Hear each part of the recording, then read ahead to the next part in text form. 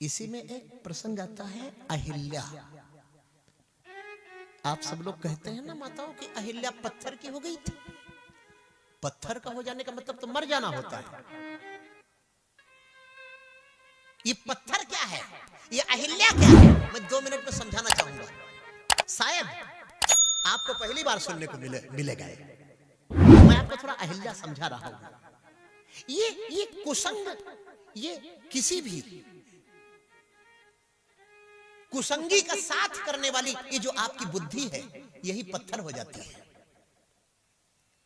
इसकी चैतन्यता विलुप्त हो जाती है, उसी को अहिल्या कहते हैं। काम सुख का चिंतन करने वाली ये जड़ बुद्धि जो है, वही अहिल्या है, वही पत्थर है। और ये तब तक चैतन्य नहीं होती है जब तक श्री राम के चरण इसको नहीं मिलते। ये बुद्धि जब तक दुष्ट लोगों का साथ करेगी। विश्वामित्र जी को दिखाई नहीं पड़ी, राम जी को दिखाई पड़ी। भगवान श्री राम ने विश्वामित्र जी से पूछा, अरे गुरुजी, ये माता जी कौन है जो बैठी है? विश्वामित्र जी बोले, बेटा ये तो तुम्हारी प्रतीक्षा में ही है। इस पाप प्रपीड़ित पत्थरी को अरे पदरज का चेतन चूरन दो।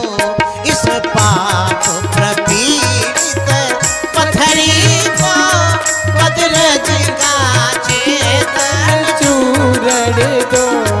इस पाप प्रपीड़ित पत्थरी को पदरज का चेतन चूरन दो। यह पतिता है पावन पद दो। यह पतिता है पावन पद दो। जीवन मृत को संजीवनी दो। यह पतिता है पावन पद दो। जीवन मृत को संजीवन। पहले मैं बहुत जल्दी यही बताना चाहता हूँ कि अहिल्या को अहिल्या के पति ने श्राप क्या दिया था, ये पता लगाना। पत्थर हो जा, ये श्राप दिया था? नहीं, इसको जानने के लिए वाल्मीकि रामायण पढ़ना पड़ेगा। तथा सत्वा श्रीमद् वाल्मीकि रामायण में पूरा उद्धरण लिखा हुआ है। बहुत कम समय में संक्षिप्त रूप से मैं इसको बता के आगे बढ़ता हूँ। तथा सत्वाच वै सक्रम भार्यामपि च सत्वान इह वर्ष सहस्राणि बहूनि निवसस्यसि वात भक्षा निराहारी तप्यन्ति भस्मसायनी अदृश्या सर्वभूतानाम आश्रमेस्मिन् वसस्यसि। गौतम ने कहा था, अरे नारी हजारों वर्षों तक इसी कुटिया में पड़ी रहेगी। पहला श्राप। बात भक्षा, हवा पीकर रहेगी। निराहारी, धूप में तपती रहेगी। और भस्मसायनी, राख में लेटी रहेगी। और सबसे मुख्य बात यह है, अदृश्या सर्वभूतानाम, इस आश्रम में कोई भी आएगा, किसी की आंखों से तू दिखाई नहीं पड़ेगी। हमको लगता है इसीलिए विश्वामित्र जी देख नहीं पाए थे और राम जी देख लिए थे, क्योंकि जिसको दुनिया में कोई नहीं देख पाता उसको श्री राम देख लेते हैं। और अहिल्या राम के नेत्रों से बच न पाई थी। हाँ? बैठल अरे रोवेली गुजरिया हो। एक निर्गुण कहीं सुना था मैंने, कोई गा रहा था, बड़ा अच्छा निर्गुण था। ये अहिल्या पे सटीक बैठ रहे हैं। बैठल अरे रोवेली गुजरिया हो कि चुनरिया में दाग लग गया। बैठल रोवेली गुजरिया। गावेंगे एक अंतरा, लेकिन गावेंगे जरूर। में दाग लग गई। हाँ, कैसे जाई पिया की नगरिया हो। कैसे जाई पिया की नगरिया हो। चुनरिया में दाग, चुनरिया में दाग लग गया। बैठल रोवेली गुजरिया हो। चुनरिया में दाग लग गया। बैठल रोवेली गुजरिया हो। चुनरिया में दाग लग गया। आइल भगवना के हमरो संदेशवा। आइल भगवना के हमरो संदेशवा। जाई के बा हमरा के पियवा के देशवा। जाई के बा हमरा के पियबक देशवा। डोली आइल हमारी दुअरिया, चुनरिया में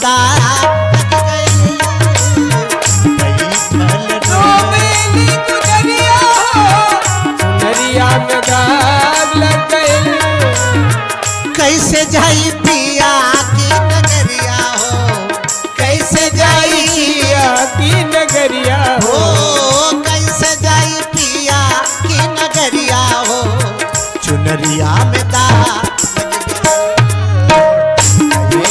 रोवेली गुजरिया हो, चुनरिया में दाग। हजारों वर्षों से साप संतप्त नारी। बोलो जय श्री हरि। बहुत अच्छी संख्या में आप लोग आए, एक बार जरा अपने लिए ताली बजा लीजिए। और क्या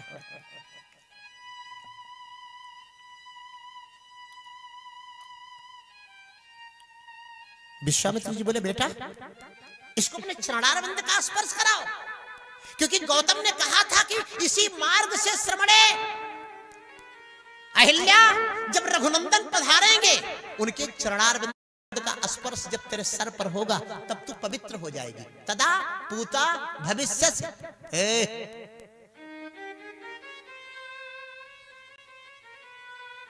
तब पवित्र हो जाएगी। अरे राम जी बोले गजब बात है, ये ब्राह्मणी, मैं क्षत्रिय का बालक मैं अपना चरण। अहिल्या बोली बाबा आप तो सामने से हटिए कृपया, तब तो राम जी का चरण हमें स्पर्श मिलेगा। राम जी ने अपना चरण, गोस्वामी जी तो कहते हैं मम सिर धरो कृपाल हरि, मेरे सर पर आपने, मेरे सिर पर अपना चरणारविंद धारण किया। और जैसे राम जी के चरणारविंद अहिल्या के सिर पर रखे गए पत्थर चमचम चमचम चमकने लगा। अब पत्थर का इस देश से बड़ा पुराना नाता है, आप तो जानते ही हैं। जहां देखो वहां पत्थर में भगवान प्रकट हो जाते हैं। जहां 5 वर्ष के बालक की इस भावनाओं से पत्थर का खंभा फटा तो 14वां अवतार नरसिंह प्रकट हो गए। एक शायर ने कहा कि अरब की बात जाने दीजिए हमको पता क्या है। लो कोई कह रहा था मुसलमान पत्थर को मक्का में चूमते, तो हमने कहा हिंदू भारत में पत्थर को पूजते हैं। बोलो जय श्री हरि। है पत्थर दोनों जो मक्का में वो चूमा जाता है, भारत में वो पूजा जाता है। किसी ने कहा अरब की बात जाने दीजिए हमको पता क्या है, वहां पत्थर की है क्या हैसियत। हम तो गए नहीं, काफिर जा नहीं सकता, हमको पता क्या है। लेकिन भारत में तो देख सकते हो, हमें तो देखना है भारत में कितनी बुत परस्ती है। इस हमारे मुल्क ने पत्थर से कितनी दोस्ती की है। दरो दीवार पे पत्थर यहाँ जलवे दिखाते हैं, कहीं ये चूमे जाते हैं, कहीं ये पूजे जाते हैं। दरो दीवार पे पत्थर यहाँ जलवे दिखाते हैं। अस्सै प्राणा प्रतिष्ठन्तु मंत्र से मूर्तियों में प्राण प्रतिष्ठा होती है। उनकी तरफ आप जब गौर से देखते हैं तो उसमें से एक ऐसी किरण आती है जो आपको ऊर्जा देती है। और क्या मूर्ति मंदिर से निकल के आपको बुरा कर्म करने से थोड़े रोकेगी, वो तो एक ऊर्जा है। चुंबक को जब लोहा मिलेगा तो चिपकेगा, बस मैं इतना जानता हूं।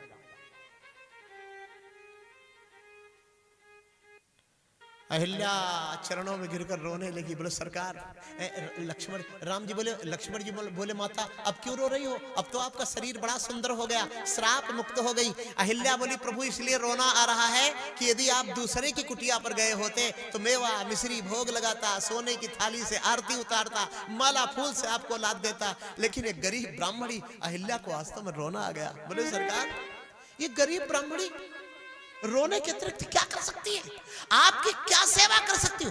लक्ष्मण जी बोले भैया बहुत बढ़िया अवसर है, आशीर्वाद मांग लो माता जी से, क्योंकि हम लोग तोड़ने चल रहे हैं, हम लोग रघुवंश की पताका को आकाश में लहराने चल रहे हैं। राम जी बोले हाँ माता मुझे कोई मेवा मिश्री फल फूल नहीं चाहिए, हमें तो आशीर्वाद दे दो। अहिल्या ने अपना आंचल उठाया। पहले भारत की महिलाओं के पास आंचल होता था जिससे वो आशीर्वाद देती थी, आजकल आंचल गायब, बाल गायब।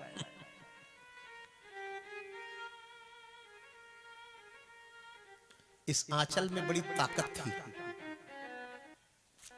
और जो कट्टर भारतीय महिलाएं हैं मैंने देखा है दूसरे देशों में भी साड़ी पहने घूमती है और जो हीन भावना से ग्रसित है। अहिल्या ने आंचल उठाया और कहा, रघुनाथ जी, आज ये ब्राह्मणी आपको आशीर्वाद देती है। एक पत्थर बनी नारी का और अपने पति से बिछड़ी हुई नारी का आज आपने उद्धार किया है और ये ब्राह्मणी आपको आशीर्वाद देती है। सरकार, एक दिन आपकी भी जिंदगी में ऐसा ही आएगा कि मैं अपने पति से बिछड़ी थी, एक ऐसा दिन आएगा कि आप अपनी पत्नी से बिछड़े होंगे, तो जिस पत्थर का यहाँ आपने उद्धार किया है वही पत्थर समुद्र में पुल बनाकर आपको आपकी पत्नी से मिला देगा। ये ब्राह्मणी आपको आशीर्वाद देती है। ऐसा कहकर अहिल्या की बाणी बंद हो गई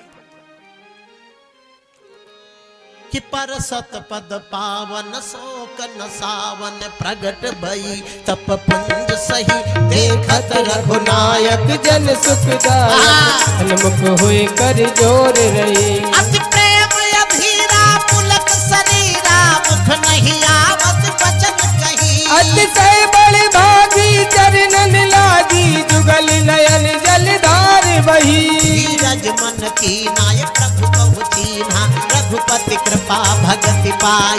अति निर्मल वाणी अस्तुति ठानी ज्ञान गम्य जय रघुराई। कि मैं नारी पावन सब जग पावन रावण रिपुजन सुखदाई। राजीव बिलोचन भव भय मोचन पाहे पाहे शरण आई।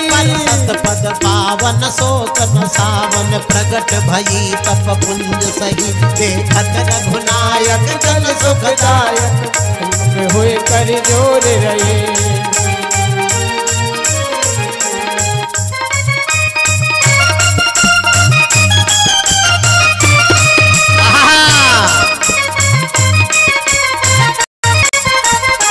अहिल्या का उद्धार करके मर्यादा पुरुषोत्तम भगवान श्री अकारण करुण करुणा वरुणालय भगवान श्री रघुनाथ जी महाराज मिथिला नगरी की तरफ चले हैं। जनक जी महाराज ने विश्वामित्र की अगवानी की है। बड़े सुंदर महल में